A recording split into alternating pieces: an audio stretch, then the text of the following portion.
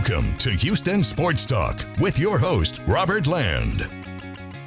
Thanks for checking into the best Houston sports podcast, now part of the Believe Network. And joining me as co-host, Stephen Kerr, 65 plus years in sports journalism between the two of us. And it's time for another HST Classic conversation. And Astros longtime GM and executive Tal Smith is now 90 years old. And in a couple of minutes, you're going to hear our in-depth conversation with Tal about his 35 years with the Astros and his time working with George Steinbrenner and the Yankees, too. Stephen, it's unfortunate that most Astros fans only remember him for the now deceased and sort of mocked Tal's Hill named in his honor. Yeah, it is unfortunate, Robert, because I know we use the term great baseball mind a lot, maybe too much.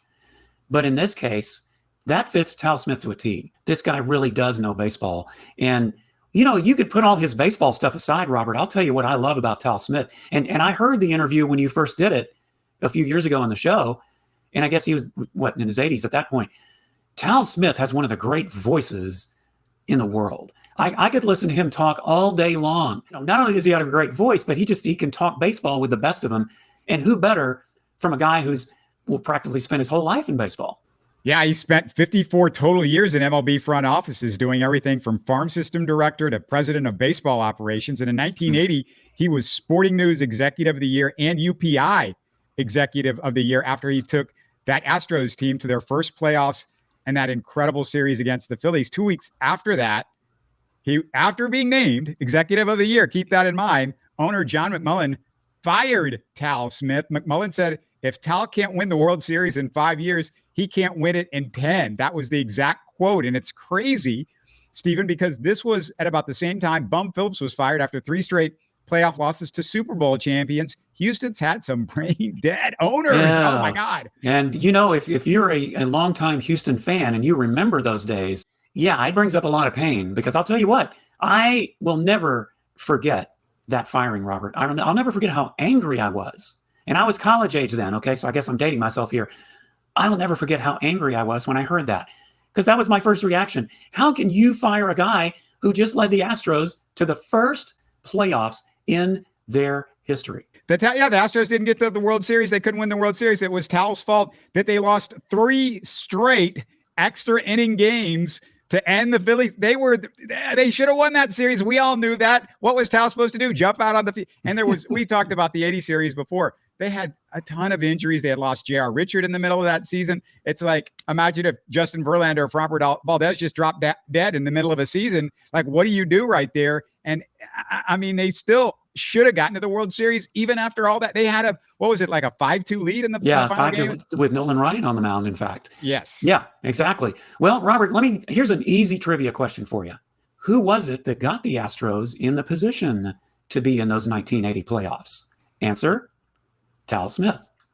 Couple of forgotten facts about Tal Smith, by the way. His son, Randy, became the youngest GM in baseball history at age 29 when he took over the Padres back in 93. And then Tal served in the Air Force for 2 years and was a sports writer before he started working for the Reds in 1958. Steven, it makes sense because he's always been pretty good with the media. He just seems like he's very comfortable there. Well, he's very comfortable. And, you know, like I said, I talked about his voice earlier. The guy could have been in the media if he had chosen to, just with the voice he has and the personality he has. Yeah, you're going to hear in this conversation stories from who built the first Astros playoff team. Tal Smith. He'll talk about it. He's going to talk about the first World Series team that the Astros had, which, guess what? He built them. Yeah. He's also partly responsible for the Astrodome, Astroturf, and Minute Maid Park. We'll hear about that. And just a heads up, you know, this is just audio only. The other voice you're going to hear in this is my original co-host, R.G. Seal. So without further ado, let's listen back to this 2016 conversation with Astros 2022 Hall of Fame inductee, Tal Smith. Thanks so much for joining us, Tal. And that introduction, I said 1960. It all started for you 2 years before a Major League Baseball game was played in Houston. Can you tell us the story of how you end up here in Houston? Yeah, absolutely. It's been a fun trip. A lot of great memories. I'd actually started my baseball career late in 1957 with the Cincinnati Reds. Gabe Paul was the general manager of the Reds. And I can recall distinctly in October of 1960, my wife and I and our young daughter had just made a trip back to North Carolina to visit our families. And in those days, I didn't have I had a car without a radio. And I pulled into the driveway, and my mother came out to greet us, and she said, "Everybody in the world from Cincinnati has been calling you," so including Gabe Paul. So I returned the call, and Gabe advised me that he was going to Houston to take over in the newly designated expansion club, and invited me to join him. And so we quickly turned around, went back to Cincinnati, packed up, and arrived in Houston in late October of 1960, and that started the journey with, at that time, the Colt 45s. And actually, at that time, the team had not been named, and whatnot. So we started then in November 1, 1960 was my first date of employment with the new franchise, and it's been a long run since then. You were the farm system director to start with. What do you remember about building that Colt 45 team in the early years, trying to build a Houston's farm system from scratch? Yeah, that was interesting because that was the days prior to the amateur draft. The amateur draft came into effect in 1965, but in our formative years there, starting with 1961 through 1964, and I was only involved in the scouting and player development at that time for the first 2 years, because in 1963, and this is another chapter, but I was asked to take over the project as a team's liaison for the construction of the Astrodome. So, but in 1961 and 62, obviously, we're trying to sign players and build an organization. There were two different concepts. One, some players and families regarded this as opportunity, because if you sign, you're not playing behind a backlog of other prospects in an organization like you would be with the established clubs. But on the other hand, you didn't have any identity yet, and there were people that didn't quite understand this expansion. You haven't played a game yet, so on and so forth. In the local market, obviously, we advertised and promoted and worked very hard with tryout camps and one thing and another, and we were successful in signing Rusty Staub in 1961 and several other players that had great promise. Rusty was probably the most prominent of those, although Dave Justy is another one that comes to mind. I signed him out of Syracuse University, and he went on. He started with the Houston franchise and then went on to great success at Pittsburgh and St. Louis, as I recall. So anyway, we signed a lot of players. And frankly, during the first 13 years of the franchise, from 1961 through 1973, we signed and developed more major league players than any other organization at that time. So, we put together a good scouting staff, worked very hard, and sold opportunity. Joe Morgan was an early signee. Signed him.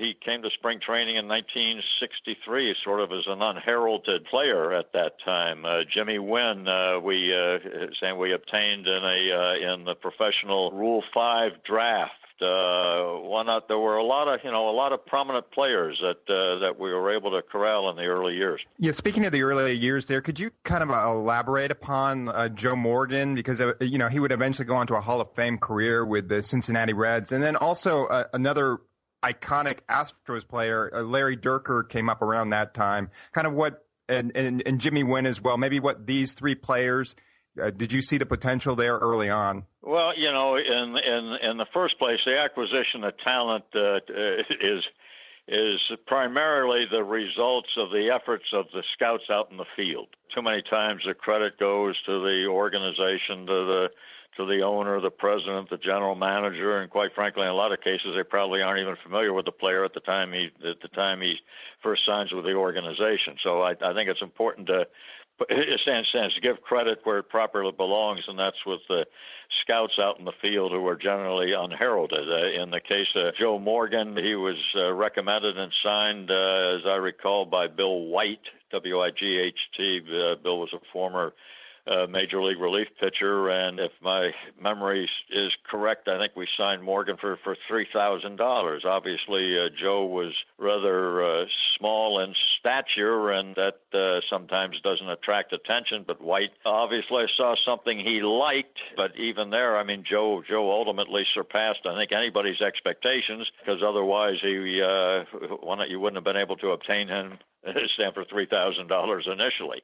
I can recall Morgan in spring training in our minor league camp in 1963 in Moultrie, Georgia. That was my last spring, because after we returned from spring training, that's when I started with the Astrodome project. But in spring training that year, Joe was just very competitive. He was the best ping pong player we had in camp, which would be part of the recreation in the evening for the guys, and obviously on the field just displayed great energy, great effort, and could swing the bat and quickly advance. Jimmy Wynn is another interesting story. I had started my career with the Reds in Cincinnati and spent 3 years there, and part of my duties at that time were to sort of coordinate the workouts of high school amateur players that we would bring into Crosley Field to work out with the club. One, to sort of establish a relationship with them, and secondly, also to get more of a line on their stands on their abilities. Although I do have to profess, workouts are not always the best way of evaluating talent. A lot of professional players can display pretty good prowess with the bat during batting practice. It's something else under game conditions. But nevertheless, we worked out a lot of players in Cincinnati. They had a very, very strong high school baseball program, and our scouts would recommend certain guys, and we would contact them and invite a few of them to come out to work out with the club at Crosley Field during pregame. And I can recall Jimmy Wynn being one of those.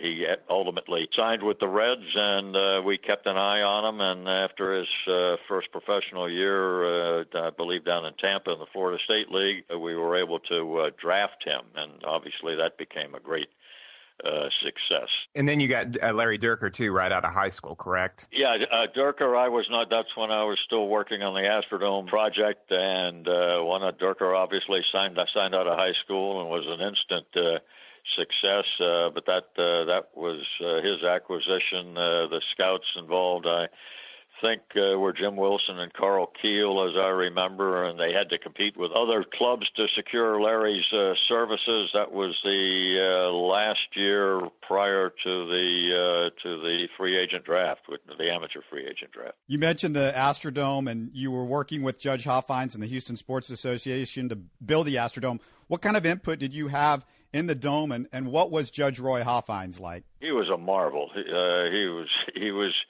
was so creative, just a dynamic speaker, great salesman. The biography of him is entitled The Grand Huckster, and that's pretty much what he was. He could sell anything. And frankly, he had to sell the Astrodome concept, the idea. I mean, at that time, the thought of playing baseball indoors was really sort of revolutionary, and there were a lot of skeptics, and it was through his own eloquence and his ability to articulate and to sell people that came into being. First of all, he had to sell his local authorities, the politicians, the county judge, the county commissioners, and everybody else involved, and then he had to sell the public on the idea. I can recall the bond issues, the campaigns that he orchestrated, and then he had to sell his major league owners. I mean, frankly, it was his vision and his ability to sell and articulate that was responsible for the National League owners granting an expansion franchise to Houston in 1960. From what I read, you were the one, though, that had to solve the issue with the grass in the dome after they had the glare in the roof issue when the dome opened, which forced you to move to Astroturf. Tell us about that and other concerns that I guess might have been specific to the first ever indoor Major League stadium. Oh, boy. This is turning the clock back, obviously, 50 years now, and a lot of memories. I had no background or training as an architect or engineer or anything of that nature. It was never entered my mind, and frankly, after spring training in 1963, I was going to leave Houston and rejoin Gabe Paul in Cleveland as stands in a baseball role. Paul Richards had taken over the baseball operation in Houston after Gabe Paul left shortly after he came here. As I said, I started November 1, 1960, and Gabe left in April of 61 to go to Cleveland because of a disagreement with Hofheinz over the scope of Gabe's authority. At Cincinnati, Gabe had complete autonomy. He ran the entire operation, and obviously,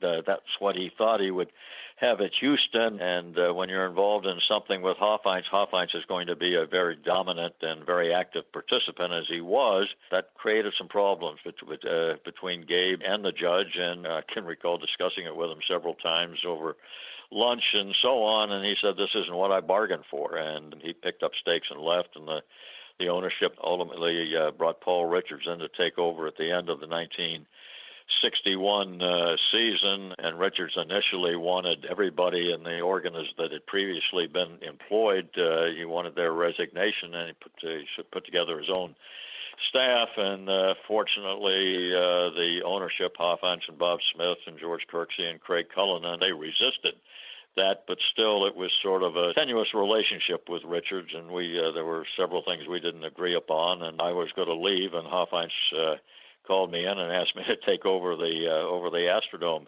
project, and I said I didn't have any background or training in that, but anyway, I discussed it with several people. I called Gabe and told him what the opportunity was. He encouraged me to take it. He thought it was a once in a lifetime opportunity, and it was. So I just made a point. I immersed myself in the plans and the specifications and learned as much as I could, and tried to represent Hofheinz and the club in the day-to-day activities. You raised a question about the grass, and that was one of the memorable things that we had to deal with, because when the stadium was completed just before the opening of the 1965 season, we had exhibition games stands with the Yankees, and as players took the field for pregame practice, stands a couple of days before this first exhibition during daylight hours, it was obvious they were going to have difficulty picking up the ball from what was commonly described as the glare of the skylights. That did prove to be a problem, and so the quick solution was to paint over a section of the skylights that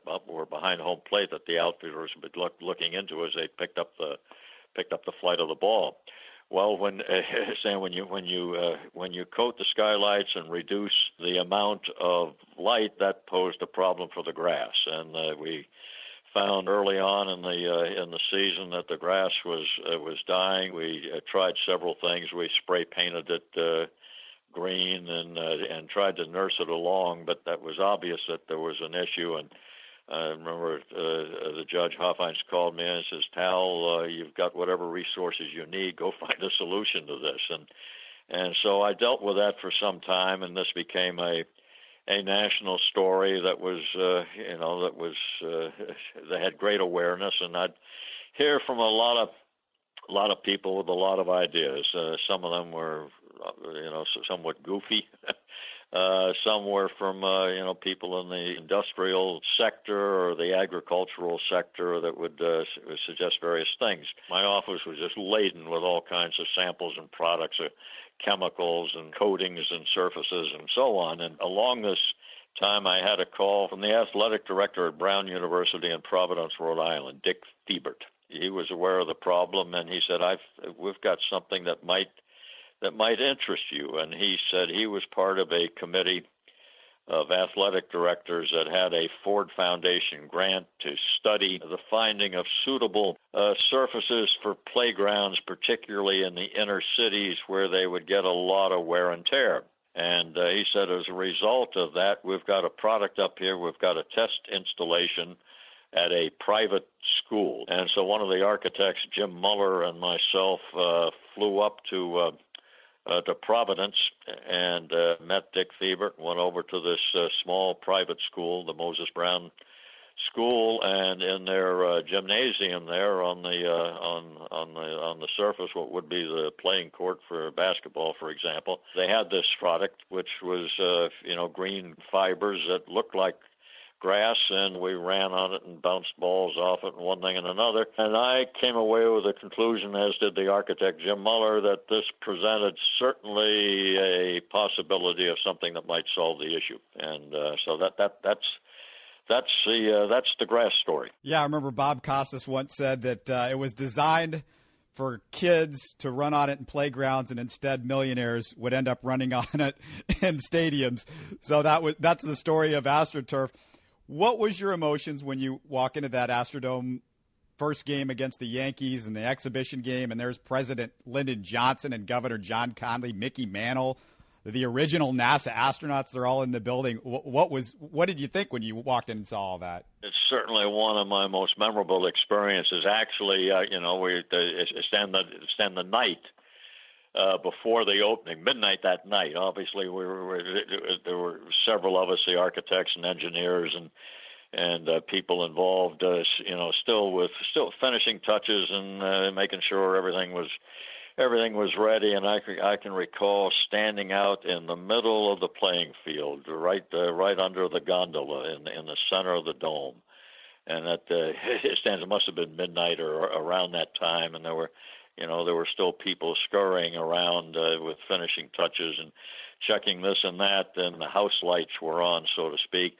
And I looked around at what had been created and just marveled at it. It was absolutely breathtaking. That's the biggest memory, not when it was full, but when it was, at least from my standpoint, finished and ready to open. And it was just absolutely breathtaking. And then, of course, to see and experience the public reaction, not only the first game, but the first season. I mean, it was a marvel what it did for Houston from a standpoint of pride, and what it did worldwide from a standpoint of recognition. It was a big event. I can recall during the construction days, and particularly as we got close to finishing the project in the early months of 1965, and stands of conducting tours for people from around the world, architects, engineers, politicians, people that were really interested in this, not just from a spectator standpoint, but from a standpoint of envisioning what this could do as it stands in their country, in their city. Obviously, it was copied and emulated over the years many times. Where obviously today dome stadiums are accepted as common and whatnot, but it stands in 1965. Believe me, it was the eighth wonder of the world. Following up on that, does that pain you right now to hear about what's happening with the Astrodome, and there have been plans to maybe do something about it, convert it into something, and then demolish it? People talking about demolishing it. I mean, it was the eighth wonder of the world. It was a jewel. It's still probably the most recognizable landmark for the city of Houston. What would your plan be for the Dome if you were in charge or had that authority to say, yes, do this with it? Yeah, it's a difficult issue, and I can understand. It's been 50 years, more than 50 years, since the Dome opened. And that means there's a couple of generations of people really that didn't live with it and didn't experience it. And as I said, Dome stadiums today are not considered to be novel or unique. So I think there's a lack of appreciation from people that were born, say, several years after the Dome opened. I think there's a lack of appreciation for what it meant at that time. To me, it should be preserved as a historic edifice. It meant so much to the city as a landmark. It put Houston on the map worldwide. I mean, obviously, Houston was a growing city and had a lot to be proud of. But it was the Astrodome that got this worldwide attention, and it attracted all these visitors and so on. And it was such a significant event from a standpoint of architecture. I think it needs to be preserved from a historic standpoint. You know, we've preserved, fortunately, a lot of other things in this country and worldwide throughout the years that perhaps no longer have any useful function. I don't relate well to the idea of converting it into something that is far removed from what its original purpose and intent was. That is almost demeaning. I think the present plan, as advanced by by Judge Emmett and hopefully will be adopted by the county commissioners, I think that makes some sense. It changes the interior of the building some by removing the seats and raising the playing field, but at least you've preserved the shell. At the same time, it's an economic issue, but the numbers I've seen, I think this present concept doesn't cost a whole lot more than what it would to tear it down and demolish it. I don't think that's in the best interest of the city. Hopefully it can be preserved. Well, I want to switch back a little bit more to the personnel on the field. And even though this was before my time, looking back as an Astros fan, having grown up Astros fan all my life, looking back to the late 60s period, Spec Richardson, who was the GM at the time, actually took over for you. He made a series of trades, and he passed away earlier this year even. What do you think about what happened during that period? Because I just look back on it and see Mike Cuellar traded, Rusty Staub traded, John Mayberry traded, and even, worst of all, like Joe Morgan, Hall of Fame career with the Cincinnati Reds. Able to keep some of those young guys there and with the other young Astros talent, and could have won, several pennants. Who knows? But that's one of the things that's always been perplexing. Your thoughts on that and what he did as a general manager of the Houston Astros? Yeah, that's one of the unpleasant memories I have. As I mentioned earlier, that the first 13 years of the franchise we signed and developed more players than any other major league club, and many of them were quite successful. You mentioned Mayberry and Staub and Morgan, and you could go on and on and on. Unfortunately, we dealt away an awful lot of that. Every general manager, I guess, has his own ideas and concepts. Spec was not experienced or well-versed in the player personnel aspect of the game when he was appointed general manager. His experience had been on the business side as a minor league business manager, and which is basically promoting the club and selling tickets and generating revenue. And in the early years with the Houston Sports Association, with the Colt 45s and later the Astros when they were renamed when they opened the Dome, Spec was really spending his time on the business affairs of the club. I don't think he was a very, very good evaluator or recognizer of talent. I remember I was just shocked at the Morgan trade, and I can recall Joe Heiling was the beat writer for the Houston Post at that time, and the trade, as I recall, we were in Scottsdale, Arizona for meetings, Major League Baseball meetings. When word came to me that we had traded Morgan, I mean, I supposedly at that time was director of player personnel, but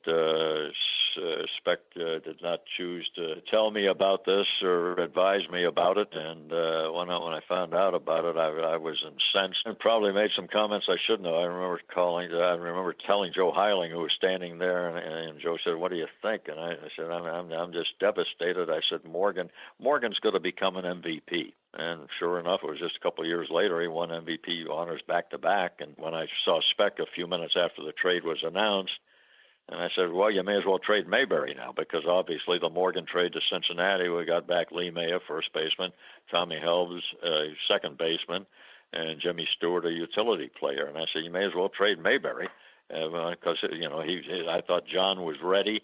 His path was blocked now by May, and so obviously, that was one thing Spec did follow through on. He traded Mayberry, but I was just devastated by that. And you cite other names, Mike Cuellar being a very prominent one of players that the organization, for one reason or the other, gave up on. In some cases, it was due to managers not caring for a player. That was sort of the root of the Rusty Staub trade.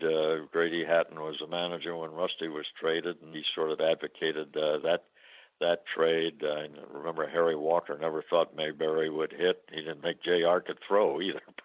But these are things that that happen. Everybody's got a different view on players. It's not an easy task, and certainly took a toll on the organization. I think if it hadn't been for some of those trades, we would have had obviously much better results in the late 1960s and early 1970s, and that might have saved the franchises. It turned out Hofheinz became ill, and the club was ultimately taken over by the creditors, by Ford and GE, and then ultimately sold later on to John McMullen. Yeah, I want to get to McMullen in a second. You mentioned Joe Morgan. For Astros fans too young to remember, he spends 8 years with the Astros. Then the next 5 years after they trade him to Cincinnati, he's in the top 8 every single year in the MVP race, including 2 MVP awards. So, yeah, that really stunk as an Astros fan. Let me ask you, what was it like to be courted and to work for a young George Steinbrenner? Because you go from the Astros to the Yankees in 1973. Yeah, George was interesting. I frankly enjoyed my experience with the Yankees. George was volatile, very competitive, sometimes could be terse with family and friends and employees and so on. But I enjoyed the relationship. We had our battles, and quite frankly, George enjoyed battles. I mean, he might take what you think is an outrageous stance on something, and if you fight back or fire back at him, if you had evidence on your side or strong enough argument, you could prevail. I didn't have any difficulty with George. I didn't care for the way he would sometimes abuse people, but sometimes you just have to stand up and fight for yourself. I much preferred working for George than I did some of the other relationships I had. I thought the Yankee experience was great. George, I think, was misportrayed a lot. It was always the difficult side of George and how hard he was to work for. But George Steinbrenner was a very generous person. He was a very caring person. He helped more kids and more families and more people that were in some kind of financial distress. It stands without any acknowledgement. He sent more. He paid for more scholarships, more hospital bills, more funerals, and so on without any acknowledgement. He might fire an employee years later if that employee was in dire need. It would be George that would come to his rescue. He had a very generous side to him, and I have to defend him in many areas. He could be tough on managers and players, and sometimes just spoke out too quickly. But there was a pretty good heart underneath some of that. In '75, you're hired back as the Astros GM, and then you build that memorable team that goes on to the first playoff experience for the Astros in the '80 NLCS season. What were some of the key moves during that time that led to the '80 team? What were the moves that you really felt like was the difference in turning that team into what it was? Well, there were several. One, the hiring of Bill Verdon, who I think was just an exceptional manager, and he was able to take a club and really mold it together. They gave great effort. They were very tenacious. We always in a lot of close, low-scoring ball games. The Astrodome obviously was more a pitcher's park than it was a hitter's park. Runs were hard to come by. We didn't have a lot of power on the club. I mean, I can recall 1979 and 1980. I think Jose Cruz led the club in home runs with something like 13 one year. We were able with strong pitching and a great bullpen and speed on the bases, and wanted to manufacture runs and to win. And Bill had the ability to always keep the team well focused. I think you hear a number of players that will still regard Bill Verdon as the best manager that they ever played for, and I certainly concur. I think he deserves a whole lot of credit for taking that club and building it into the championship it was in 1980. The two key moves, I think, that we made in 1979. I thought we had two holes, shortstop and catching. We were able to trade for Craig Reynolds from Seattle as a shortstop and acquire Alan Ashby from Toronto. And I think those two two moves sort of rounded out the club. Obviously, we had signed Nolan Ryan as a free agent for the 1980 season, brought Joe Morgan back, and he played a key role. But we but we had Cruz and Cedeno and Poole and Art Howe, and it was just a tremendous aggregation. I mentioned the bullpen, Dave Smith and Joe Sambito, both of whom came through our farm system. Picked up Frank Lacorte in a trade. It was a club where virtually all 25 players contributed, and it was just a lot of fun. It's interesting that so many members of that team and want to have remained in the game in some kind of an active role. Bruce Bochy as a manager, Art Howe as a manager, Louis Pujols, who was a backup catcher, managed in the big leagues for Detroit. A lot of people that have remained in the game, and I just sort of think that sort of speaks to the kind of personnel that we were able to assemble back in 1979 and 1980. We took a club that had finished 43 and a half games out in 1975, and by 1979 competed strongly, ended up a game and a half behind the Big Red Machine. And in 1980, we're fortunate to win the division and then engaged in that memorable 5-game LCS with the Phillies. Well, I want to get to the LCS in a second, but I want to ask you about J.R. Richard. I know you've probably been asked about this a million times, but what do you remember about that whole time? And it was just a couple of months, actually, before the end of the season.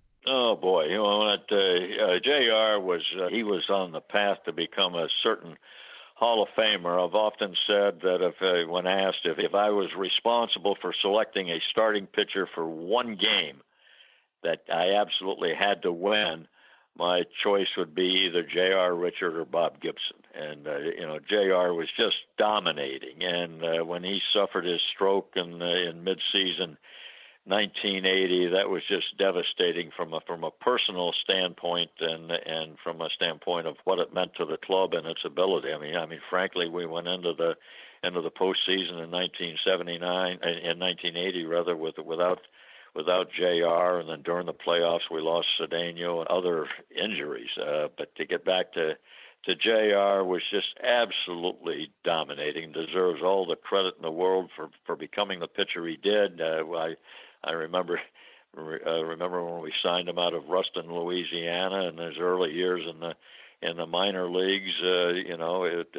JR had control issues. He had to master that, and he just became very, very competitive. He was a scary guy for Stanford hitters to face. He's 6'8", and coming at you with that tremendous fastball and devastating slider and whatnot. He was virtually unhittable. He was a dominant pitcher for about 2 or 3 years there. That LCS was considered one of the best series of all time, and I know you love baseball history. This has to be a real special series for you to get the chance to watch. Where do you think this playoff series ranks all time? To me, it would have to rank number one, obviously, because of personal involvement. But even putting that aside, just from a historic standpoint, I still think it merits that ranking. I mean, the last 4 games all went extra innings. That in itself is unique. The great rallies, the Phillies in Game 5 score 5 runs in the 8th inning to take a lead, and the Astros come back and tie it up. And why not? It was a very, I thought both clubs were very resilient and showed the ability to bounce back. Number of memorable moments and plays. Game 4 with the controversial ball hit back to Vern Rule, whether it was caught on the fly, so to speak, or trapped. And whether it was 1 out, 2 outs, or 3 outs, and the long delay that ensued before National League President Chub Feeney had to make a ruling. Game 3, which was 1-0 win for the Astros, again in extra innings on a Joe Morgan triple, and just so many things. Controversial plays about Gary Woods tagging up and leaving third base too soon, and that run being nullified. Just all kinds of exciting plays. I still enjoy going back. I don't enjoy the final result, but I enjoy the games and the plays that were made. And as I said, I thought it was the best playoff series of all time. Yeah, I'm 8 years old when this series happens, and I still remember the Vern Rule play like it was yesterday. I want to ask you, because this is one of the more bizarre twists in Houston's crazy sports history, and there's a lot of weird things that have happened. But from what I understand, in '76, you solved the Astros ownership issues by convincing the Yankees limited owner John McMullen to buy the team. But then all of a sudden, after the end of the '80 season, you go to the playoffs, he lets you go. What in the world happened? I wasn't really involved in encouraging him to buy the team. Dave Lefevre was a friend of mine. I'd met Dave when I was working for the Yankees. He was a lawyer on Wall Street, and he was representing Japanese interests and I was representing the Yankees, and we actually entered into an agreement where the Yankees were to provide consulting services to the Nippon Ham Fighters, one of the teams in the Japanese Major League. And that's how Dave and I first met, and we continued that relationship. And he came down and visited in Houston many times after I returned in 1975. And it was Dave was aware that GE and Ford were interested in selling the club, and it was actually Dave who met McMullen through a third party, and the two of them worked on putting the ownership deal together. And then Dave and McMullen became estranged. I found McMullen very difficult to work for. He had inherited my services. I recall the first time I met him, I picked up Dave Lefevre and John at the Houston airport, and we're driving back into Houston, and one of the first words McMullen ever said was asking about moving the team to New Orleans, and I was just shocked by that, and and probably indicated that in my response. And then he used to tell me why not. He didn't care for the Astrodome. Shea Stadium was his idea of a model stadium, and I obviously couldn't agree with that. And anyways, several issues that we disagreed upon. I found him very difficult to work for. When I wanted to renew Bill Verdon and the coaches' contracts toward the end of the '79 season, he wanted to wait until the spring of 1980. I said, John, that's not the way baseball works. And I remember Dave Smith, who was a fine relief pitcher for us in 1980, gave up a home run in Shea Stadium in August of that year. The only home run Smitty gave up all season long, and McMullen was just incensed about that. Now that, as I said, the 1980 team had to rely upon speed on the bases. We had to be aggressive, which is Bill Verdon's style. Bob Lillis was our third base coach initially, and occasionally we'd have somebody thrown out at the plate. That happens when you're forcing the issue and being aggressive. You're not going to win them all.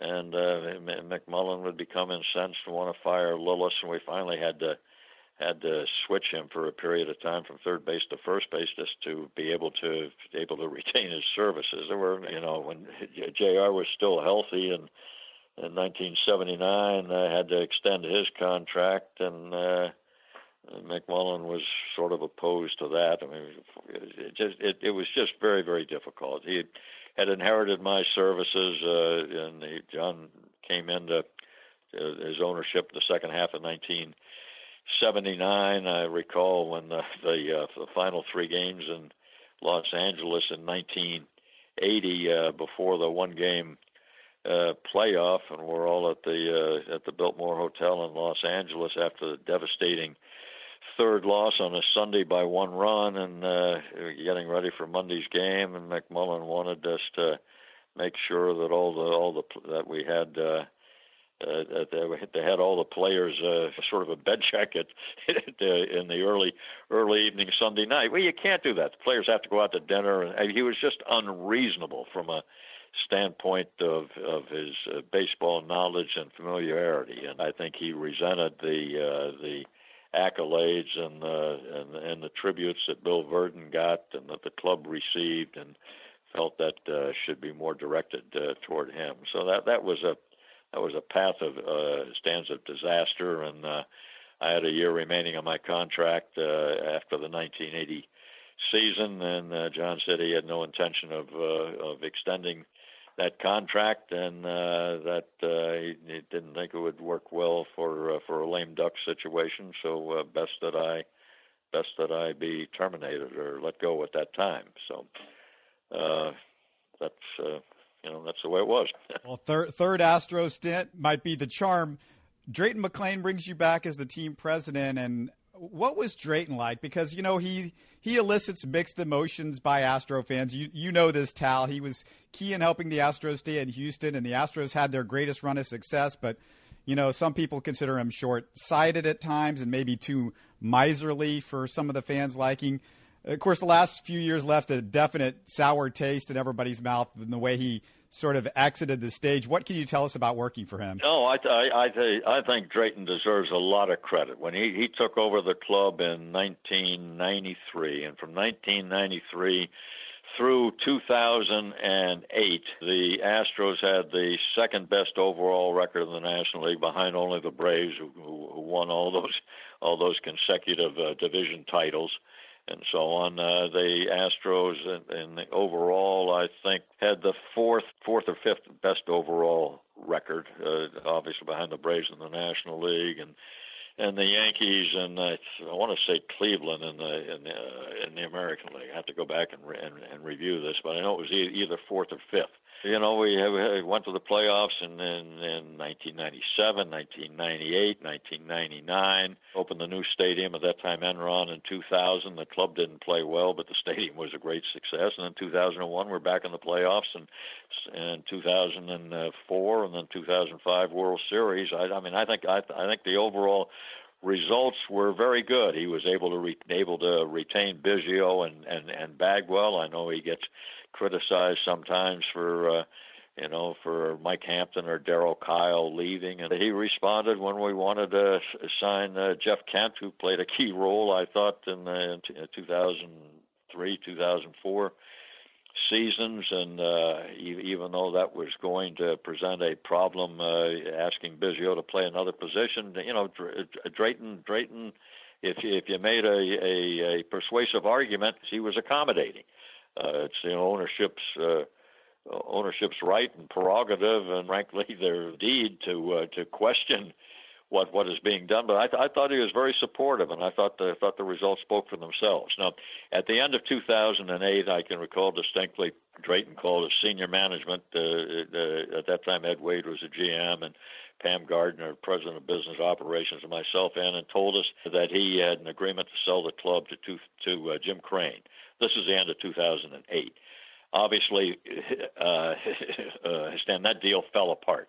That was sort of a disappointing blow to Drayton, because he had the mindset to sell, had a deal in place, and then for one reason or the other, it didn't materialize. But obviously, that set in motion what happened in 2009, 2010, and 2011 when the club was ultimately sold to Jim Crane.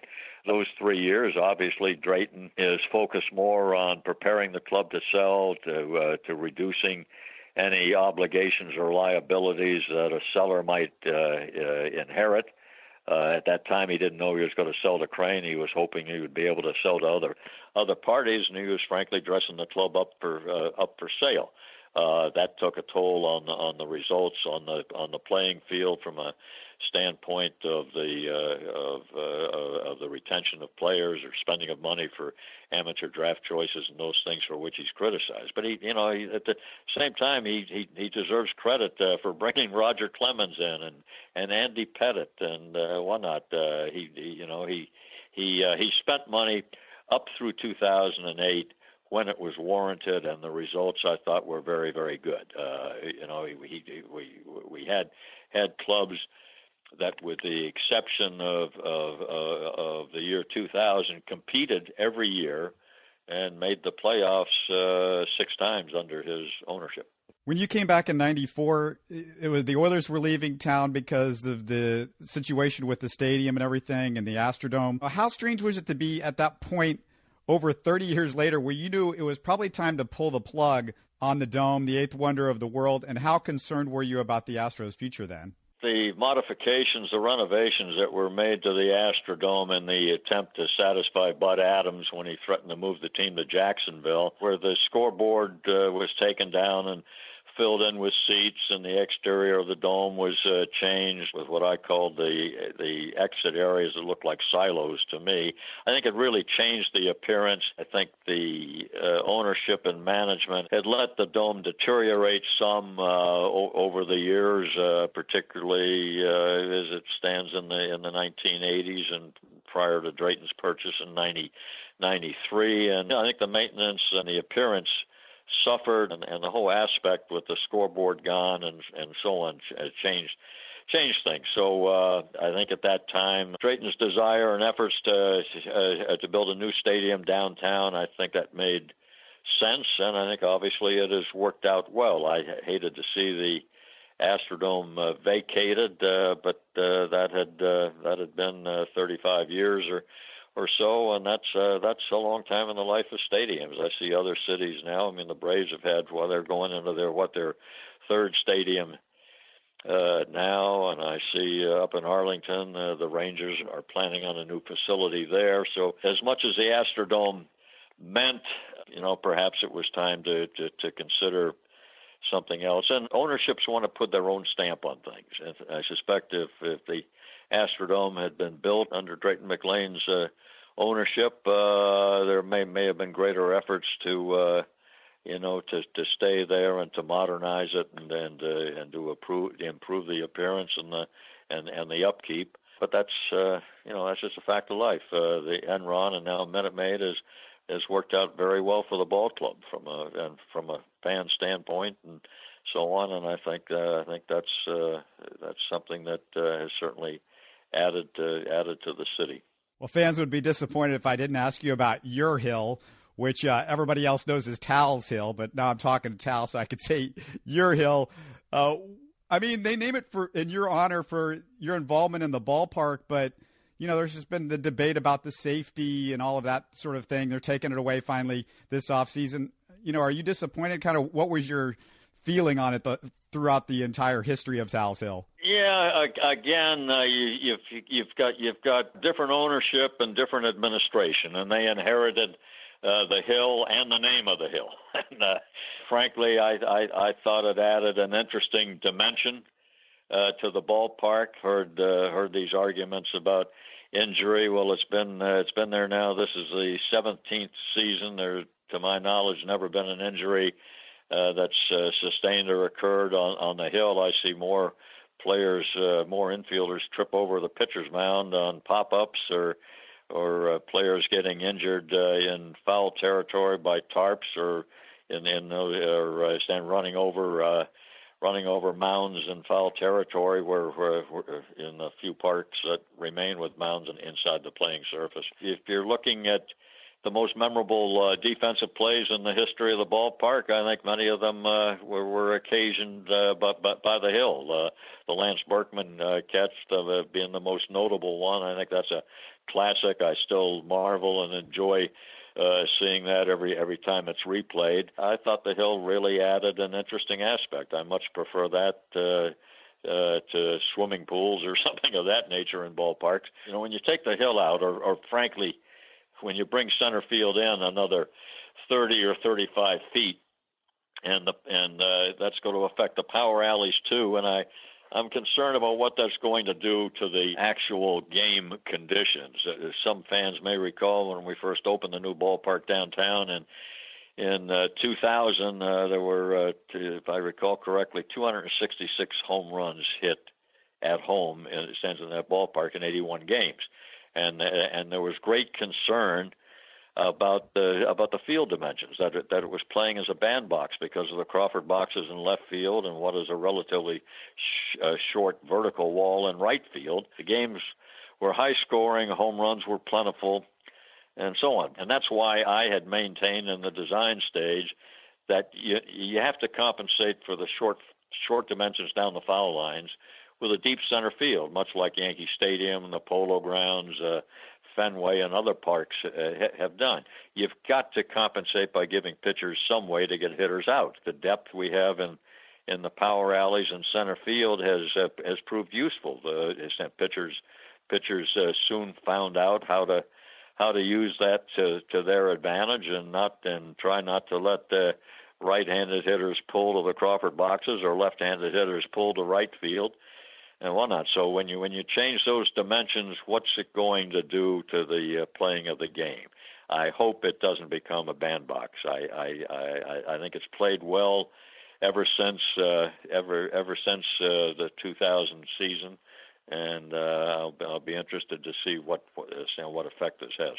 I want to ask about front offices too, because they look a lot different than they did a generation ago with baseball lifers, like you've mentioned, and they've been replaced by engineering grads and software people and IT grads, MBA graduates, and it's just very different. And the Astros is a front office now that's on the cutting edge of analytics. I just am curious for your thoughts on this evolution of the game to being a data-driven one, your assessment of things in that regard, and would you handle things differently if you were handed the GM reins today as opposed to several years ago? And I know you like numbers, Tal, because I bet you at the Sabre meeting, so you are a fan of stats a little bit.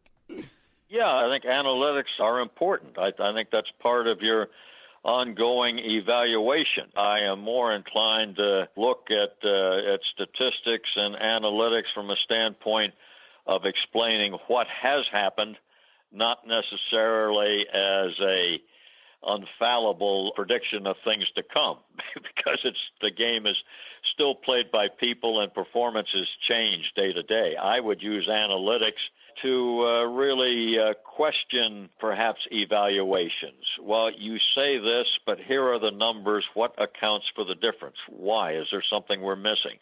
I've always been a believer. I stressed on base average many years ago, back in the 1960s and 1970s, when before Moneyball was written. I think that's always been an important aspect. I've always had an appreciation for that. I think analytics and statistics are a resource that you should certainly use heavily. Back in when I returned from the Yankees, and we were the first club at that time, I think, to go out and hire a statistical consultant. And the analytics or statistical departments are much larger and much greater than they were then. I think it's something that has to be used, but at the same time, I don't think you can discount the contribution that the experienced baseball people, the scouts on both the amateur and the professional levels make. It's still a game played by people, not by robots, and I think there is a difference.